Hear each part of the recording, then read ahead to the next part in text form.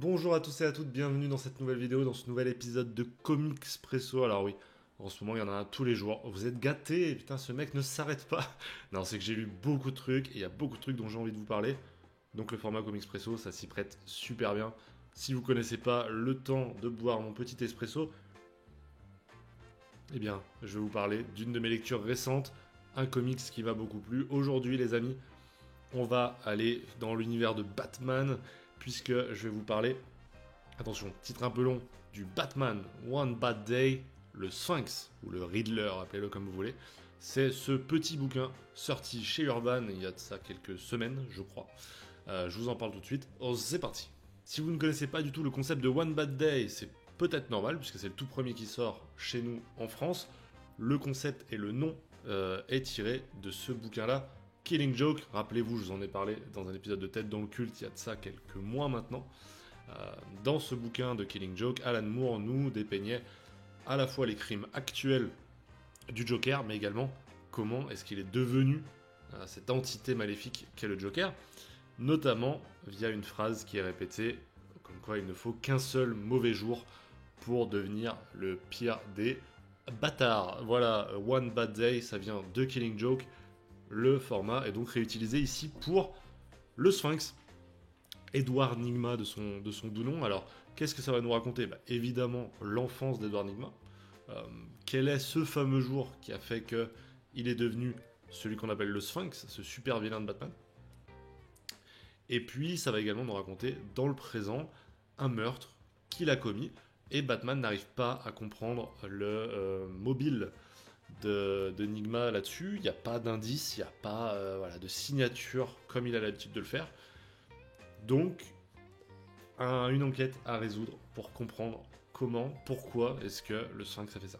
Alors les amis, si vous vous demandez pourquoi est-ce que je vous parle de ça aujourd'hui, c'est probablement à cause de l'équipe créative.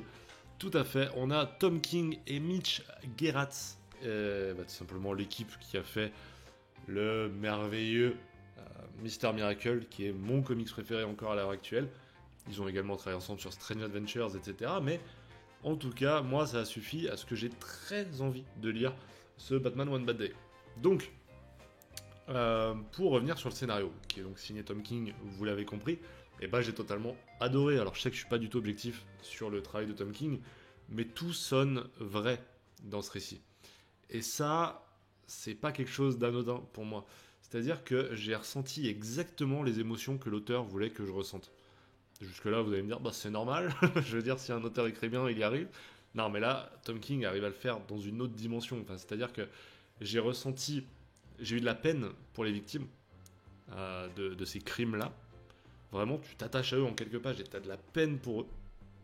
Ensuite, tu ressens la peur de la ville, la peur des flics et la peur qu'ils peuvent ressentir pour le Sphinx. Parce que vraiment, il devient très flippant au-delà de la vanne que... t'es très loin du Sphinx de Jim Carrey, hein. On est sur un autre niveau de crainte, de peur. Et puis j'ai ressenti l'angoisse que tout ça peut provoquer. C'est hyper fort de la part de Tom King. Et du coup, j'ai adoré ce voyage-là. La narration de Tom King, c'est pas la première fois que je vous en parle, hein. Je vous en ai déjà parlé plusieurs fois sur la chaîne, notamment sur sur les vidéos consacrées à Mr. Miracle. Mais il a une narration qui, moi, me parle beaucoup trop. C'est pas normal de faire ça. Tom King, je pense que de tous les auteurs que j'ai lus dans ma vie, c'est dans le top de ceux qui me font vivre une expérience qui est au-delà de la lecture. Qui est au-delà de ce qu'on peut expliquer. C'est pour ça que c'est difficile pour moi de faire des vidéos sur cet auteur, parce que je passe pour un fou. Ce qui est bien dans le thème aujourd'hui. Hein. Non, mais je sonne comme un fou parce que vraiment la manière dont il fait s'exprimer ses personnages, la manière dont il gère les silences, la manière dont il gère les émotions à la fois des personnages et à la fois les nôtres, je trouve ça vraiment génial dans le terme plus premier degré possible du génie. Pour moi, Tom King est un génie de l'écriture et bordel, ça fait du bien à lire. Le personnage du Sphinx, je le connais très peu en réalité. Je le connais via principalement les adaptations. Je crois pas que je l'ai déjà lu en bouquin. Bon, il apparaît des fois dans du Batman que je lis, mais jamais en antagoniste principal. Et là, bordel, ça fait du bien parce que c'est un vrai vilain. C'est pas une blague, c'est vraiment un vilain qui commet des trucs horribles. Et je vous avoue que on est un peu loin de la dernière on est un peu loin de la dernière adaptation que j'ai vue du personnage, puisque c'était donc le Batman de Reeves avec Pattinson. Et ben le Riddler, pour moi, il était pas génial. Il était pas fou parce qu'on était loin de l'enquête, loin des énigmes, etc. Et là, on renoue vraiment avec ce qui fait que le Sphinx est un génie. On ressent vraiment que le super pouvoir du Sphinx, c'est son intellect. Et ça, même Batman, il est pas au niveau. Au niveau de l'enfance du Sphinx, on est quand même sur de l'assez classique. Je vais pas vous mentir. Mais j'ai beaucoup aimé le côté. Alors, pour pas vous spoiler, grosso modo, ça se passe principalement à l'école. Il y a un truc qui le traumatise à l'école. Et moi qui suis dans le domaine de l'éducation également, je me dis, putain, on a vraiment ce pouvoir-là sur les gosses. Et c'est vrai, une phrase pourrait totalement changer la vie d'un gosse. Parce qu'on est au moment où on les forme, où on les modèle, on les module. C'est assez fou de se dire ça. Et ce bouquin est là pour te le rappeler. Au niveau des dessins, je vous l'ai dit, on retrouve donc le génialissime, l'incroyablissime Mitch Gerads, qui est juste un dessinateur incroyable. Je vais vous montrer quelques planches, évidemment, pour vous faire comprendre. Donc ça, c'est notre bon Edouard Nigma. Vous allez voir le travail des couleurs, d'ailleurs, qui est assez fou. Là, c'est quand on est dans le passé. Justement, à l'école, j'essaie de pas vous spoiler. Ne lisez pas les bulles si vous comptez lire ce bouquin, mais voilà, ça reste très facilement. Voilà, regardez, vous allez arriver très facilement à situer à quelle époque on est. Là, c'est donc le présent avec cette ambiance très verte que j'ai essayé de reproduire ici pour nous parler voilà, du Sphinx, hein, c'est sa couleur de prédilection. Et puis un côté bien plus orangé, bien plus nostalgique, mais angoissant dans le passé de Edouard Nigma. Le découpage de Mitch Gerads, il est très caractéristique de ce qu'il fait d'habitude. On a très souvent ce découpage en neuf qui là est réutilisé. Et moi je suis assez fan de ça, je trouve que ça donne un vrai dynamisme à l'histoire. Et en même temps ça lui permet aussi de faire des silences sur 3-4 cases, c'est pas grave puisque ça ne gaspille pas la page. Il y a 9 cases, il y en a 4 qui sont utilisées pour du silence et pour donner ce rythme là. Et moi ça me va très très bien. On est assez proche de ce qu'il fait sur Strange Adventures, notamment au niveau des couleurs, au niveau de l'ambiance qu'il arrive à mettre entre le passé et le présent. Et cet avant-après constant. C'est très très bien géré ici. Et le duo, de toute manière, qu'il forme avec Tom King est juste un des meilleurs duos possibles. Pour moi, c'est juste incroyable. En point négatif, parce qu'il y en a quand même, faut pas déconner, la première, c'est que c'est très court. C'est 72 pages. 72 pages. Vous voyez, regardez, hop, on arrive à peine à écrire le titre ici, tellement c'est fin. C'est très court. Et le problème, c'est que de prendre un génie comme Tom King sur un récit court, ça fait une grosse frustration. Parce que Tom King, il est de ces auteurs qui arrivent à créer un personnage totalement crédible au fil des pages. Au fil des pages, il arrive comme ça à donner de l'essence au personnage, donner des motivations, donner vraiment à vraiment arriver à donner un vrai aspect réaliste au personnage. Et là, on lui laisse trop peu de temps pour le faire.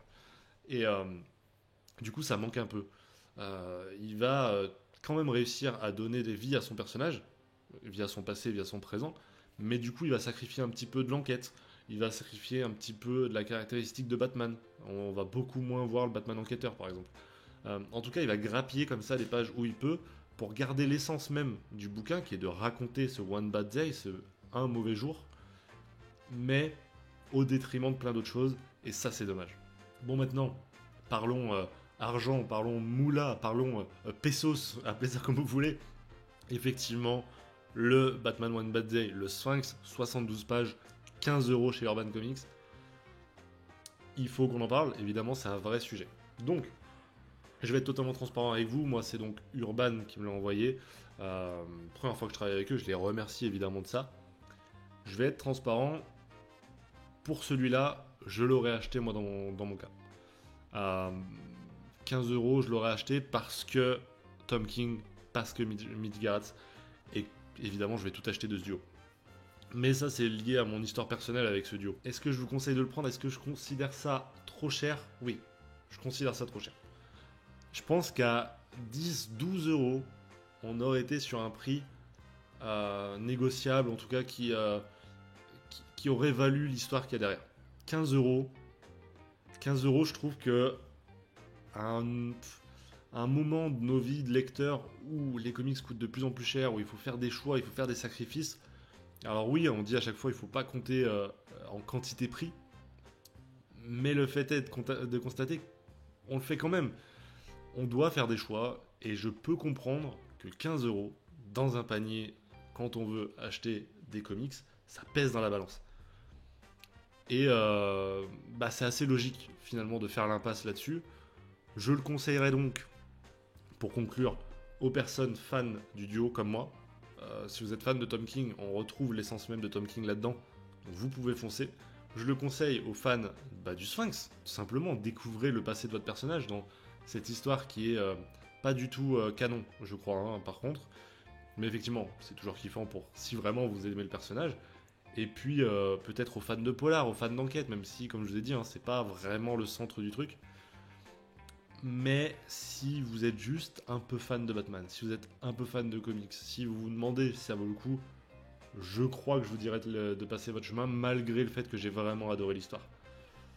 Parce que, encore une fois, c'est trop cher. Peut-être qu'un jour, ils regrouperont tous les One Bad Day en un seul. Le mois prochain, c'est le One Bad Day sur Double Face, avec un duo d'auteurs que je ne connais pas du tout. Et pour le coup, je sais pas si je vous en parlerai.